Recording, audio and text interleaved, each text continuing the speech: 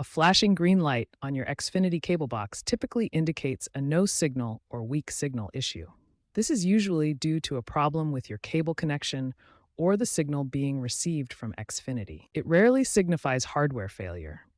The box isn't receiving a stable downstream signal, preventing it from functioning correctly. Recent Xfinity firmware updates have reduced these issues, but understanding the root cause is key to fixing it. Now let's go through the troubleshooting steps for network and signal issues. First, inspect the cables. Make sure the coaxial cable is firmly connected to the cable box and wall outlet. Look for any damage such as kinks, fraying, or corrosion. If you find any issues, replace the damaged cable. Second, check your signal levels. Use the Xfinity app or Rogers Ignite app to view your modem's signal strength. Ensure downstream SNR is above 30 dB and upstream power is between 35 and 51 dBV. Issues might stem from splitters or Wi-Fi interference, so try connecting directly for testing.